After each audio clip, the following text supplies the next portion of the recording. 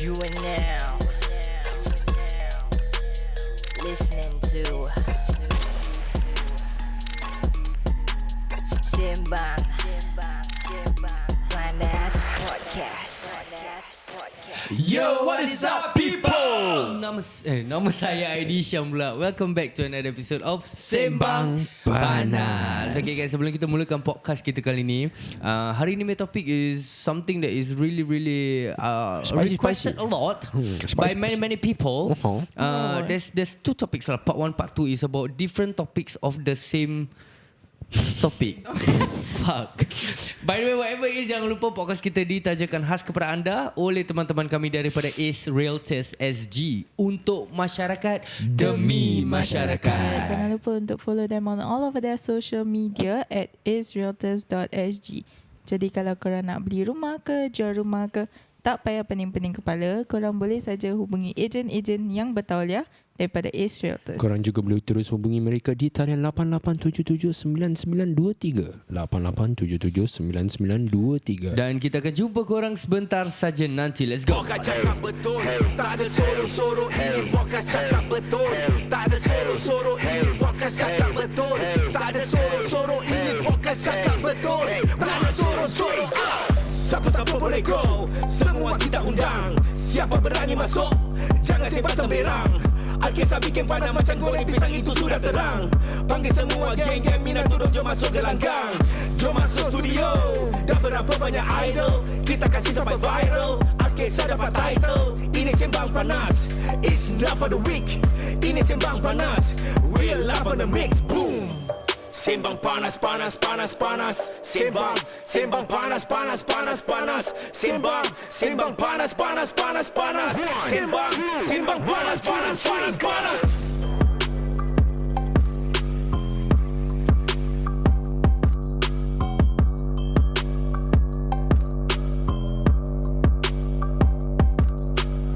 Yo, what is up people? Nama saya Aidy Syam, Liza Valiza. Saiful Jazim. dan today's topic macam Aidy cakap tadi is a highly requested topic. Orang nak kita talk about it.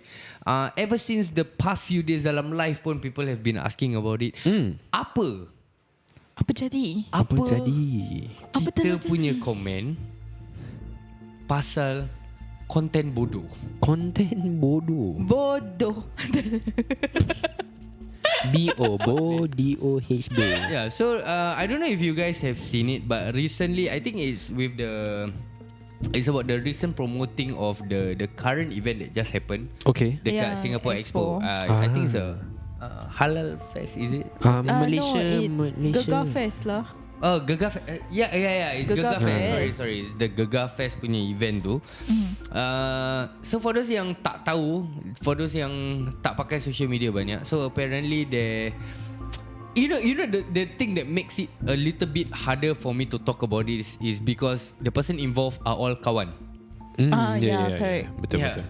So no hate to you guys, but this is just Our kita own punya opinions on it lah.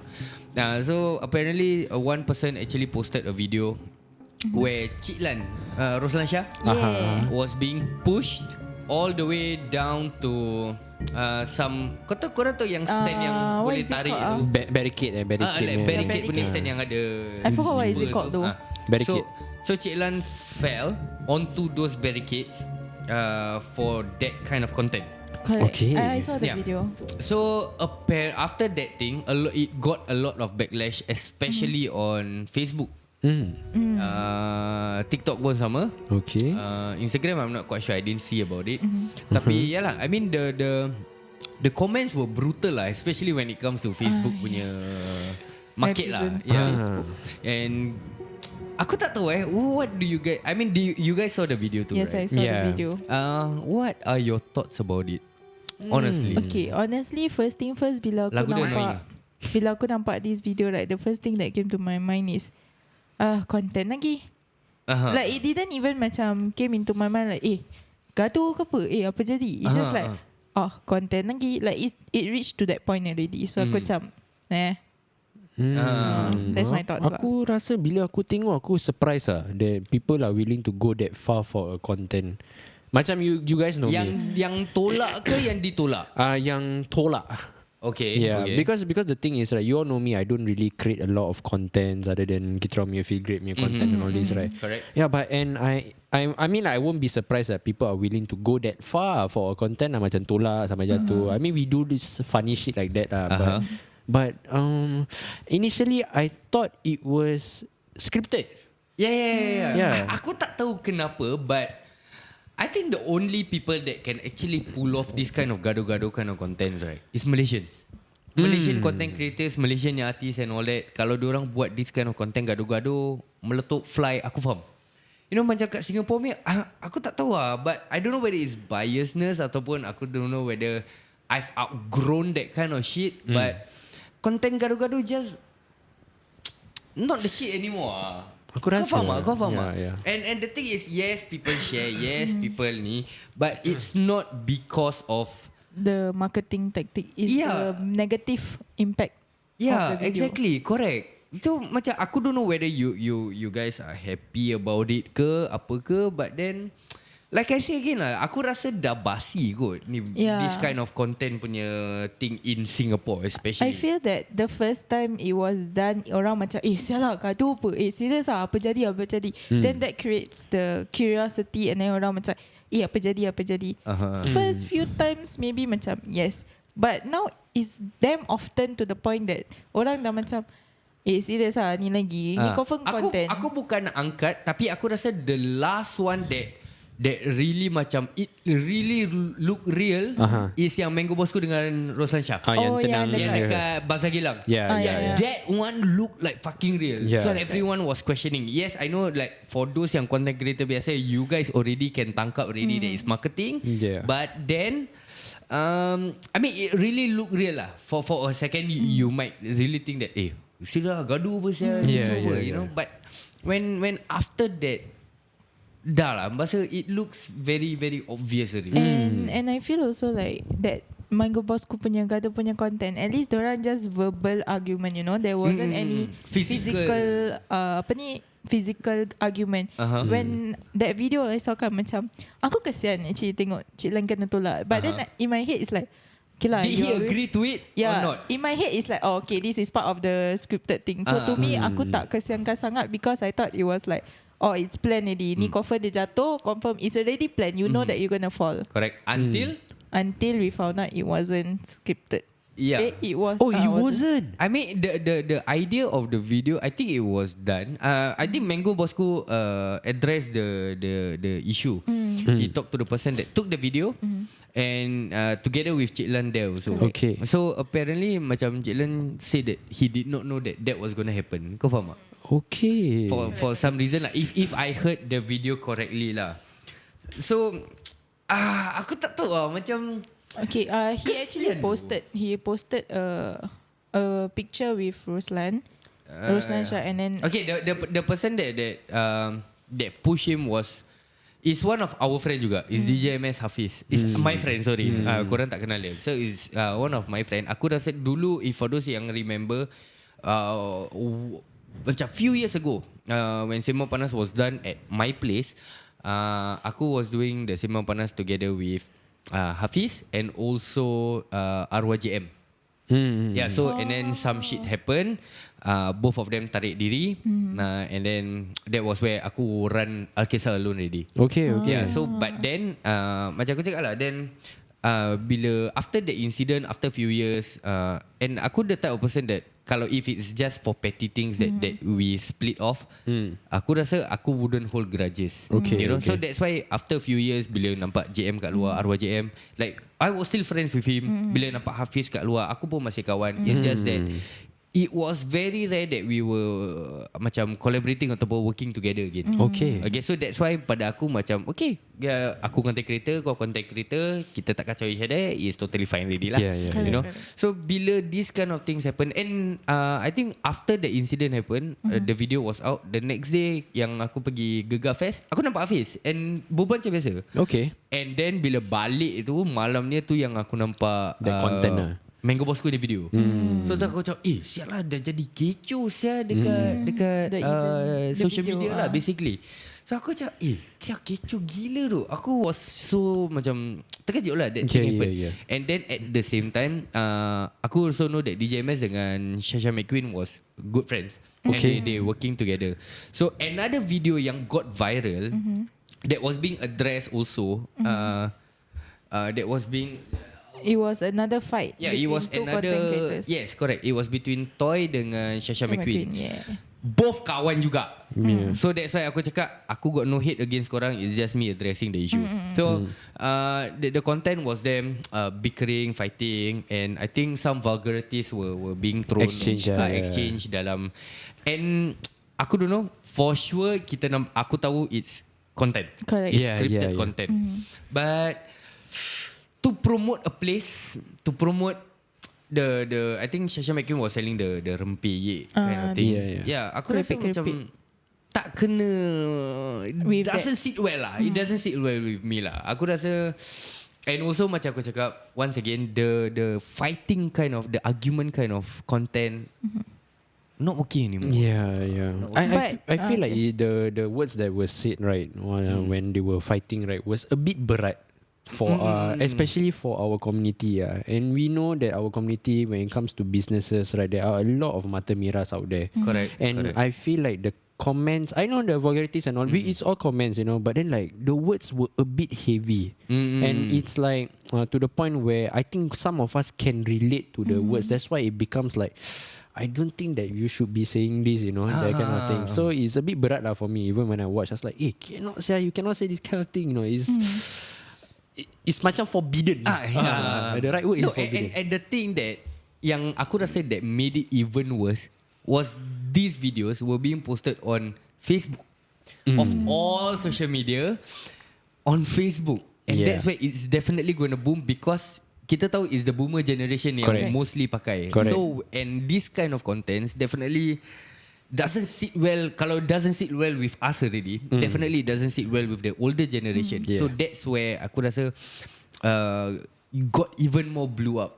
Kau faham tak? Okay, at the same time, I think a few days later, tak salah, I think DJMS also actually posted a video of him sitting down and talking about the whole situation itself. He's trying to clarify lah. I don't know whether it's clarify ke or whether he was trying to make macam put a stop and say his points of why he did that actually. Okay.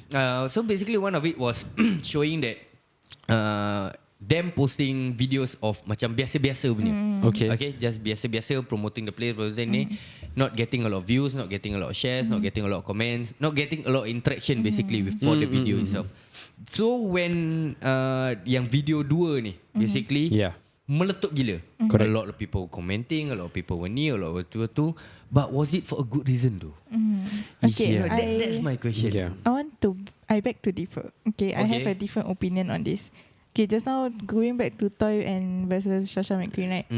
I honestly feel for Toy, it's already his image to create content like this, so it's normal. But for DJ, pasal kita tahu Toy ni orang macam mana, and kita tahu selalu content yang dia buat macam mana. Correct. So that is already his style, and he's already known for this kind of content. So to me, when he does that kind of content, to me, yes, it might not be okay with some of the other generations, but that is his method. That is how he earn his earning. That is how he get his views. That is how he gets his attraction. But for DJMS, I have never seen a content like that he does before. This was my first time seeing him doing that kind of content.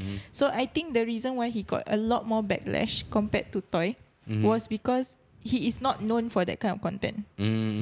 Toy is already like mana-mana kau pergi, even in live pun dia akan berbual cara berbual baik sama. Correct. Macam so it's normal for Toy.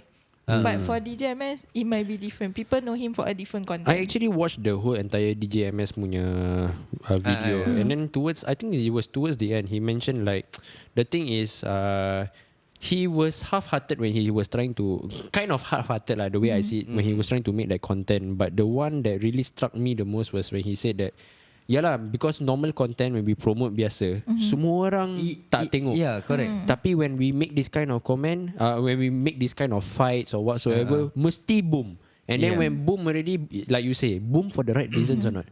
Yeah, because the whole point was the content was to look that it was a way to attract people so that it can promote something. But then it also goes to show and shows that our community, right, somewhat acknowledges this kind of actually kind of true. That tu yang apa tiba tu yang apa aku trying to say. Sekarang ni the thing is nak salahkan diorang pun tak boleh, because kalau let's say diorang buat that kind of video and it doesn't get traction, it doesn't get shares, it doesn't get comments, it doesn't get likes, people won't do that kind of content anymore. Correct.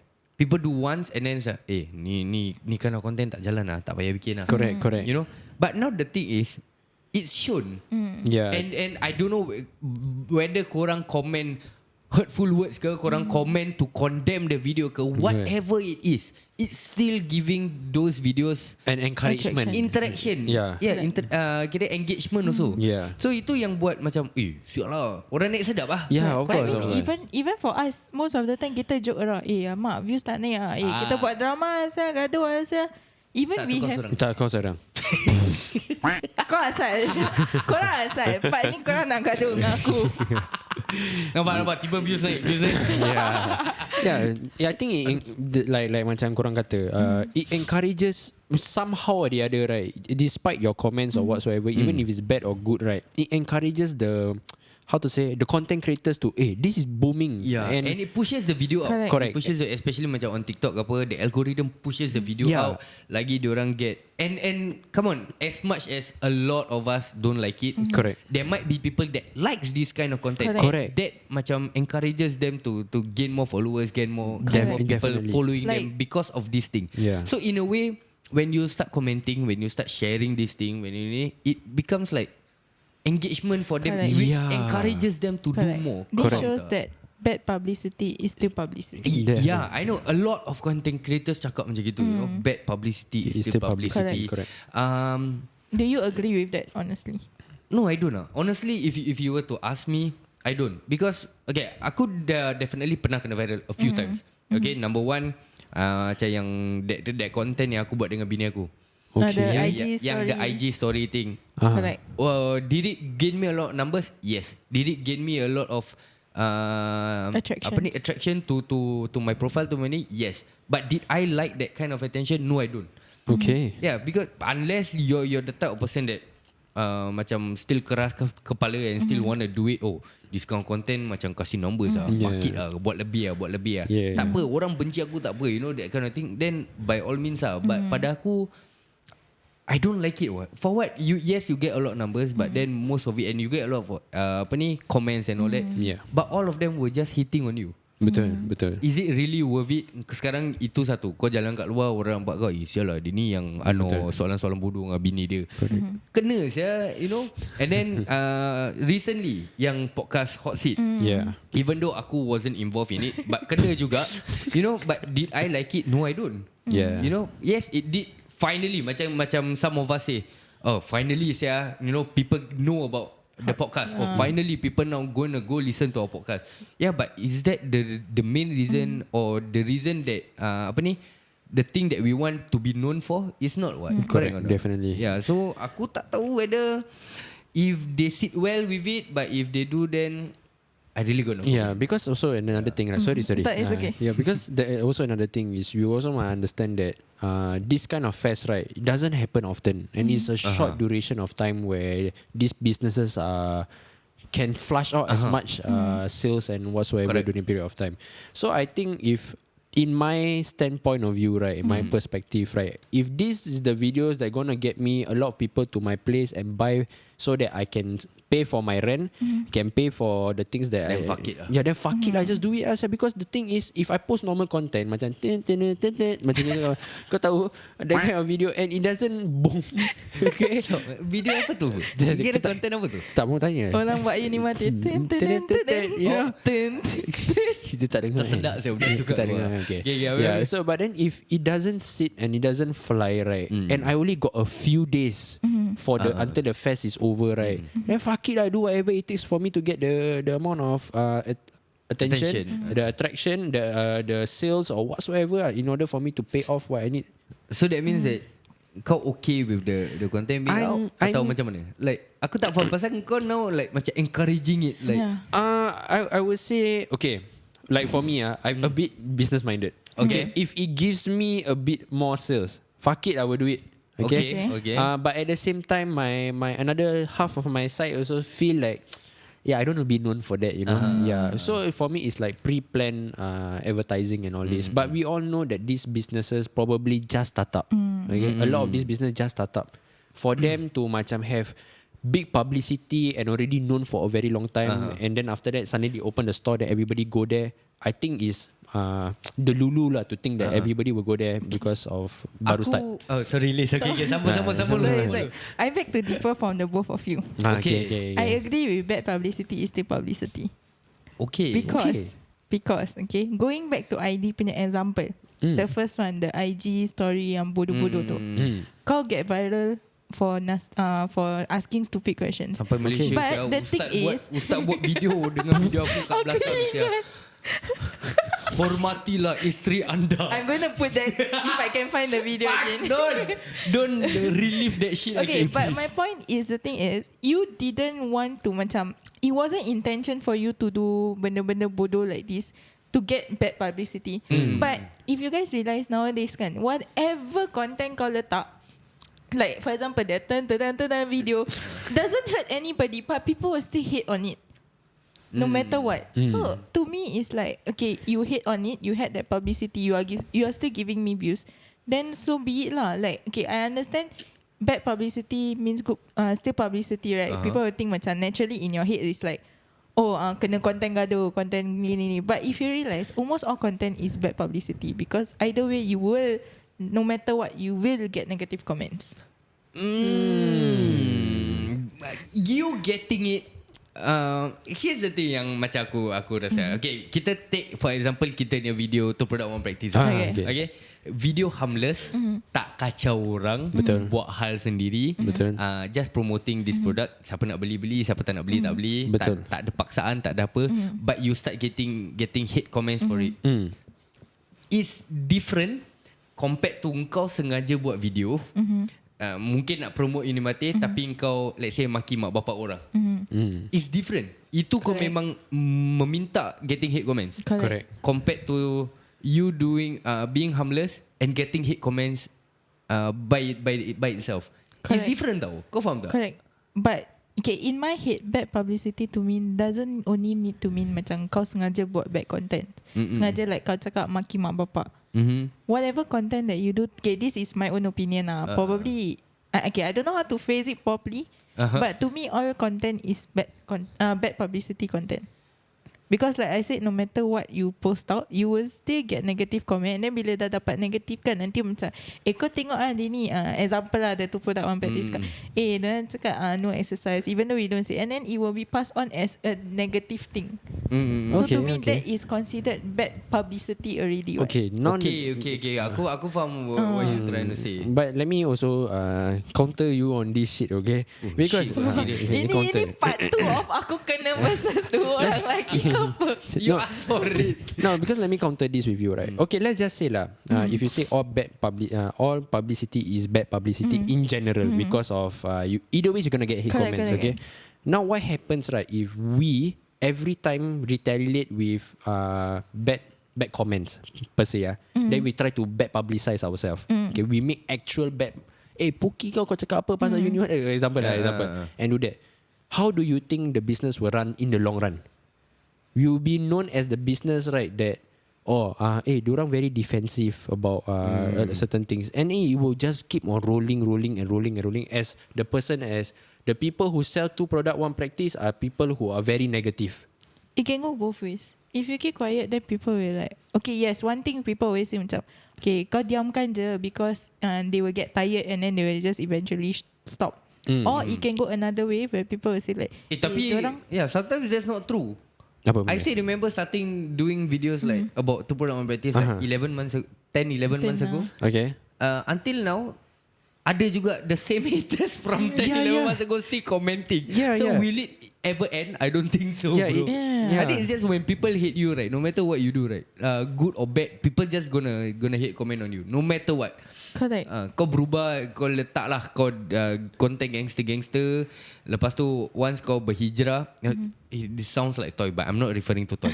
Okay, I'm just ni. For example, let's say kau buat konten gangster. Lepas tu once kau berhijrah, you wanna portray something good, pun they're still gonna be people. Pakai perempuan lah. Aku give an example. Let's say macam Mina maki-maki macam aku. Okay. Macam aku. Okay, I use myself example lah. Kau terbalik. Bodoh. I mean that you will still the hate comments will still carry on. Then when you berhijrah and then wear tudung and everything, and then you try to be prim and proper, people will still pinpoint macam kau nak step berhijrah padahal dulu maki-maki, dulu gini. To people's eye, whatever you do is still negative to them. But then you're playing the tunes of the minority that who make shit with you, you know. You're not playing the tunes of the majority that's already supported you. If you get what I mean. Yeah, if you realize, the thing is, if you realize in Singapore, majority is all for bad publicity. No. Bad content. I disagree. You see, Just now you already say like, okay, orang complain pasal ni gaduh-gaduh, but they want to watch this gaduh-gaduh they content. want some. I'm talking about those minority that helps to actually share this negativeness. That okay, when you're negative, right, you will go a extra mile to macam, let's watch this shit, you know, that kind of thing. Kau tengok. Those are is one person out of the 3 people in the group, right? They were like, kau tengok. Sialah bastard, 2 out of 3. And then after that, no, it's 1 out of 3. Okay, then the other 3 will be like, maybe 2 of them will be like, apa sia ni? Biarlah. And then that one more will be like, apa sia, you know. So that the thing is, it takes one person to just throw a negative comment to spread the wildfire very fast. But then the thing is, if you're playing among the majority that who's already supporting you, shouldn't you cater to them instead of cater to the people who's already negative?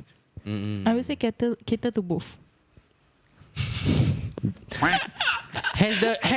Aku give up with this too. No, aku give up. Tak. Has a negative person bought feel great from you? Have. Seriously? Yeah.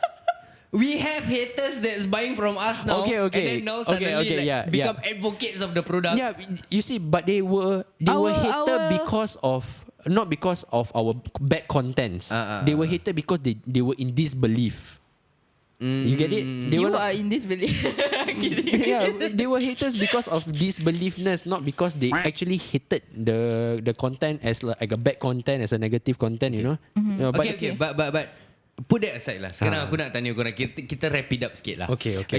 Korang rasa, is it the content creator problem ataupun the community problem? About what? Because now, macam aku cakap tadi The lah, content bodoh, is it? Yeah, the content bodoh thing. Now the thing macam aku cakap, if let's say people do that kind of stunt, and then those kind of videos don't work, like nobody gives a fuck, nobody share, nobody comment, whether to macam nak bombat dia orang, they nobody report the comment, video. then all they do is just macam report. Basically like the blackout list lah. Correct. People do that. Doesn't that like solve everything? Exactly, that's the thing. That's why I Because now said the thing, our community giving that attention yang diorang already wanted when they made that video in the first place, correct. which is encouraging it. So korang rasa now the content creator problem or the community? I think it takes 2 hands to clap. Okay. Why right is because one, okay, I agree, community shouldn't encourage it in the first place. Shouldn't even be commenting bad stuff or like even trying to give a more engagement. But I say it takes 2 hands to clap is because I realize that it's easier to spread negativity than positivity mah.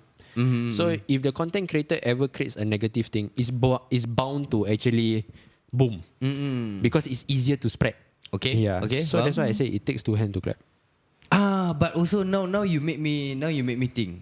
Then whenever like the community actually bombat macam in the comments that we saw, right? 2 things can happen.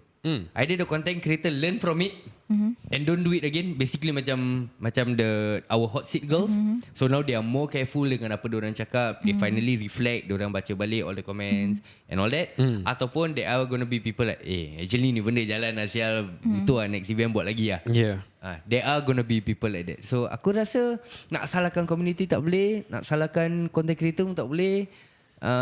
It takes two hands to Yeah, clap. it takes two hands to clap. Aku I rasa got saya something boleh to say also. Ha. Nak buat bad content boleh, nak buat gaduh-gaduhnya content boleh, as long as you don't affect other people.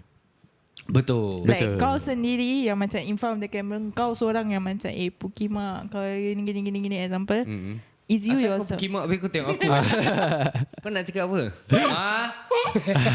No, I mean like at least it's on yourself. Maybe if you want to, example yang macam this pushing thing, yes, You are hurting. you are hurting someone else unless the person agree. But at the same time, it's not nice to see on the camera lah. No, if the person agree, then when this kind of things happen, make sure the person himself come out in front and say that, guys, memang kita plan ni. Correct. Then it differs, you know. It's different. Because now they cannot blame the person who push. Because now they say, oh, memang kita actually dah plan apa gini semua. So it's okay. It's content lah. Kalau tak, macam like now from Mango Boss punya video, it's different. Because now Cik Lan himself say macam dia pun Correct. terkejut, dia pun sakit and all that. So kesian lah. But macam kita cakap, So Ini to masing-masing the lah, community, if korang tak nak tengok this kind of content anymore, then stop liking, stop interacting, just stop. Because the moment you interact, you give the engagement, people will think, okay, it's good to go, let's continue this. And content creator lives on content. That is dorang punya periuk nasi. yeah. And Some if people feed on the energy that you give to. Correct. Or watch the content with an open mind. Because if you know, because every time you see this kind of video, just think is content, guys. Content is not real. But you know when I actually stop macam trying to do content that macam controversy ataupun macam yang akan mendatangkan hate to me. Even though I know that it's gonna get numbers to me. Bila kau dah ada anak. No, anak is one thing. And then when aku start to realise that, actually not only this kind of contents actually work. Kau faham tak? Kita tengok for example, kita take Don Jani. He's spreading positivity, Dakwah. agama related and all that. And he still boom. He Correct. still boom more than any other content creators kat luar yang buat kerja bodoh, content bodoh macam kita. Macam kita. Macam kita. Macam kau. Yeah. So aku rasa there are definitely many different ways yang kita boleh bikin. If let's say macam apa DJ Mel cakap, oh kita promote premium proper apa gini semua, korang tak share tak apa. Maybe it's kita punya work that is not likable to people. You know, instead of just thinking, oh salah aku post premium proper tak ada orang like, tak apa aku buat kerja bodoh gini lah. Instead of that, why not you think of macam mana lagi aku nak ubah, or maybe Correct. lagi aku boleh bikin to make my video more enticing ataupun more interesting for people to share. Betul. Then you won't result to those kind of things lah. That's what I feel lah, honestly lah. So yeah, aku rasa tu je yang kita ada untuk this topic. Tapi recently pun ada lagi satu benda yang happen yang viral gila. Tapi menyirapkan darah aku tak tahu whether to label it as content bodoh ke apa. Bodoh but smart. Nak tahu pasal apa, kita akan jumpa korang sebentar saja nanti. Tapi sebelum tu kita berbual dengan penaja-penaja kita, teman-teman kami daripada AceRealtorsSg. Kita jumpa korang sebentar saja nanti. You are now listening to Sembang Panas Podcast. Yo people, kita kembali dalam kita punya perbincangan dengan kawan-kawan kita daripada AceRealtorsSg. Dalam hari ni kita ada Agent Humaira dan juga Agent Syuandi. Apa khabar guys? Alamak, dah lama tak jumpa ya. Sampai raya, sampai Aidilfitri, sampai Haji sekali. Asyik 2 hari raya. Kira 2 in 1 raya. Kira kita kasih tapau satu kali. Macam korang sihat? Lama tak nampak ni. Alhamdulillah. Ada perkembangan baru ke kebelakangan ni? Apa kembang ada. Kau mengata aku. Okay lah, I mean the past few months all been good, alhamdulillah. So everybody all been closing. Alhamdulillah. Raya tetap go Work juga. tetap Work kerja is lah, work. Yes, betul. Okay, yang benda baru lah, perkembangan baru juga yang ID nampak dekat HDB punya ni. So far recently diorang ada release this website about home sellers yang boleh DIY diorang punya using Portal. the HDB portal. Can you boleh share dengan kita tak lebih pasal apa benda ni sebenarnya? Correct. So basically this is a HDB initiative to allow like macam another property portal so that the sellers can list their own house in the Market in lah. the portal lah. Okay. So that those people who wants to buy a house, they can see from that portal.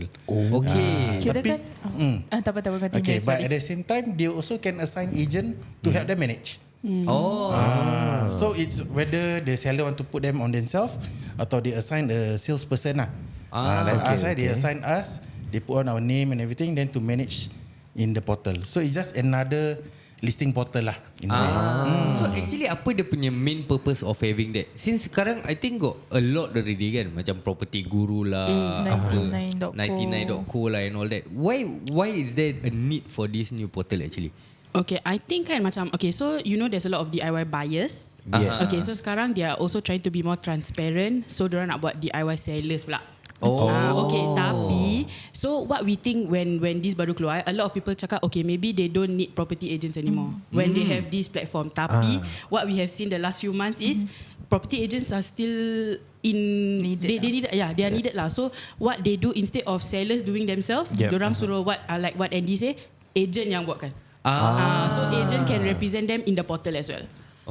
Kira balik dia sama juga Exactly. lah. Apa kerja dah. Because at the same time you must think bila you jual rumah, for example, those sellers who want to sell and buy. So you must think about all other things, macam you punya timeline, then the few other little details in terms of like submission, extension and all this on. So more in detail lah in terms of your planning and everything. So in terms of kalau you jual aja, then you don't care what's the outcome, just jual aja. Okay. I think it's straightforward. But when it comes to sell and buy, they know the little lingo. So when I manage this for my client, so comparing that with the other portals, I still get more inquiries from other portals. Is it pasal ni portal baru atau? Baru, and at the same time for us, it's also good because ni pun free. Dah ada portals need to pay. Of course. Yes. Okay, I got a question for people like me lah. Could you guys explain a little bit pasal DIY buyer and DIY seller? What is it? What does What are the pros and cons lah if you engage an agent dengan kalau you nak buat DIY. sendiri? Okay, so I share a bit Okay, so for us, I think macam for example kita represent seller Okay, then kita nak pergi arrange viewings and everything for seller. Then buyer datang, tapi buyer is not represented by their agent. So means diorang DIY. So it's a little bit challenging in the way that kita tak tahu kalau diorang punya calculation is betul. Pasal kita tahu, kita check timeline, kita check calculation, semua kita check. Tapi kita tak tahu diorang check ke tak. So bila kita nak serve DIY buyers, of course kita will serve because kita nak get the best deal for our sellers. Tapi at the end of the day kita nak kena tengok diorang punya timeline and everything, will it affect our seller ke tak. So for macam people like us, like kita will check tau diorang punya is your calculation betul. So kalau betul, okay, then we will accept their offer and all. Then kita tengok everything smooth ke tak lah. Tapi there are some people that maybe diorang just nak offer, tapi maybe diorang tak boleh bayar COV. Then it will affect our seller punya transaction. Kalau I know there's an agent, I know the agent will check everything. Correct. So you just deal dengan the agent itself lah. Correct. Macam end up kita buat double job. So as much as some of them say, oh, I can do myself and everything, tapi when you go into the transaction, actually the seller agent is actually spoon feeding you. Macam like most of the cases that I did, kalau ada DIY buyers kan, I end up spoon feeding them along the way. Betul. Even though I don't represent them, but I still have to feed them information because at the end of the day, I don't want my transaction to be cock up. affected. So I don't need to be affected. So I make sure that everything is smooth. But at the end of the day, I'm doing two jobs. I'm doing the seller job per side and also doing the buyer per side because I make sure that he does his job, does his whatever and everything all. So that's end of the day where Habis kita paid for one you only actually, So if it's not that we don't discourage. You must understand that this buying property is a biggest asset to say. Correct. So if you think that you don't know much of it, engage an agent because we are doing this every other day. Yes. Every day we are doing this. We do transaction more than how many thousand times, or not 1,000 lah, maybe few hundred times lah. Cakap je lah. Inshallah one day. Inshallah. You will hit thousands lah. But we're doing this over hundreds of transactions. So then you all, let's say you all beli setahun sekali, then after that 5 years later or maybe 8 years later. Right, it's just one time. And regulations change all the time. Correct. Okay, I got a question. For DIY portal, right, were korangnya commission affected, and is this the reason why people usually choose the DIY punya option rather than engaging an agent? Yeah, actually, why do most customers basically want to do DIY instead of engaging an agent? Is it save money? The kira korang punya, the agent punya commissions and all that is basically just that je lah. Correct, betul. Yeah. So, but it can be an expensive mistake lah. Yes. Yeah, correct lah. Because like one example yang tadi dia cakap pasal COV kan. So every house that you like, you dah accept and everything must still say deposit. So every time you deposit is at least 1,000. Betul. Correct. So tapi kalau you keep going and offering houses 1,000, that you want 1,000, 1,000, end up you are still, because this once you pay you tak boleh dapat balik punya. Correct. It's non-refundable. Correct. So if you keep giving 1,000 then you know end up that you cannot buy because of COV and everything, you are actually spending more. Betul. For us is from the start already we tell you, okay, this is what's going to happen, this is likely going to happen. Then at least you can save up on that part. And also you have a peace of mind along the way, along all the HDB jargons or whatever not. Kita will guide you along. Korang punya kerja ready. Correct. Basically your job is to go to the house. Andy, I like this house. Okay, you confirm you want this house. We will make sure that it happen and make sure that along the way it doesn't have any cock up or anything lah. So kira kan diorang nak save duit, lepas tu end up spending more than they. Yeah, actually kan. You all don't yaya papaya, I tell you lah. Lagi. You all don't yaya papaya. Asal papaya? Oh, dah itu je. Dah tu je. Aku ada lebih-lebih sikit. Tak ada. Sikit-sikit je. Tampuk. But I think like what was being shared by Agent Shwandi and also Agent Umaira, I think it's basic lah. Aku rasa I know you have to, daripada korang nak save up all this money, but in the end kau nak kena do all the paperwork yourself. Kau nak kena cari. And the thing is tak semua orang tahu the selok-belok and everything. And sometimes the agent are more expert in this field. Correct. So just bayar je the commission tu. Berapa persen je? Buying one, selling two. Buy one, selling 2%. Aku dah agent, aku cakap. Kau bila ambil exam? Diam. So it's just that small 1%, 2%, and then and you can let your mind rest in peace. Betul. Tahu at the end of the day, cakap dengan orang je apa kau nak, apa kau tak nak, and then dah. Ya, korang jangan yaya papaya. I mean, at the same time when you all come and consult us, right? You don't pay us anything. Yes. Correct. So we make sure that you go through all your calculation and everything. You are comfortable, you want to go through with us transaction, baru you pay me. When you meet up with us, after everything is done, and plus everything is done, you don't pay me immediate. Yes. So the HDB transaction takes about 3 to 4 months. You only pay me after.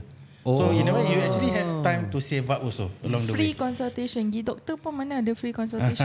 Betul. Betul. Yeah, I think that's one of the points that ramai orang pun takut. Orang ingat pasal diorang tanya agent je, kena bayar. agent ni nombor satu akan lock dia. Lepas tu nak kena start bayar already. But that's not the case lah. So usually dengan kawan-kawan kita, korang if have any questions ke, ada apa-apa yang korang berminat nak tahu ke, just drop them a text dekat dorang punya nombor, Saiful 88779923. nampak. Just drop them a text, and then after that kalau let's say korang berminat and korang rasa agent ni bagus lah cara dia reply aku ni semua, bagus lah cara dia reply, laju tak macam list. Jadi then korang boleh straight away engage diorang. Baru akan discuss macam mana about the fee. Betul. Okay, so guys, jangan lupa kalau seandainya korang ada apa-apa, bolehlah hubungi kawan-kawan kita daripada AceRealtorsSg untuk masyarakat demi masyarakat. Jadi korang juga jangan lupa untuk follow diorang dekat alaman social media di @AceRealtorsSg. Jadi kalau korang nak beli rumah ke, jual rumah ke, tak payah pening-pening kepala, korang boleh saja hubungi mereka. Korang juga boleh terus hubungi mereka di talian 88779923 88779923. Dan jangan lupa macam kita ID cakap tadi, nak tanya tu percuma, tak payah keluarkan duit apa-apa. Jadi jangan segan-segan, cepat-cepat drop them a text. Nak beli ke, nak jual ke, nak sewa ke, tanya je. Korang jangan apa-apa ya. Dan kita akan jumpa korang di episod seterusnya Sembang Panas. cakap betul. Tak ada sorok-sorok, ini podcast cakap betul. Tak ada sorok-sorok, ini podcast cakap betul. Tak ada sorok-sorok, ini podcast cakap betul. Tak ada sorok-sorok. Siapa-siapa boleh go, semua kita undang. Siapa berani masuk, jangan sebat temberang. Al-Kisah bikin panas macam goreng pisang, itu sudah terang. Panggil semua geng-geng minat tudung, jom masuk gelanggang. Jom masuk studio, dah berapa banyak idol, kita kasih sampai viral. Al-Kisah dapat title, ini Sembang Panas. It's not for the weak, ini Sembang Panas. Real love on the mix, boom. Sembang panas, panas, panas, panas. Sembang, sembang panas, panas, panas, panas. Sembang, sembang panas, panas, panas, panas. Sembang, sembang panas, panas, panas, panas.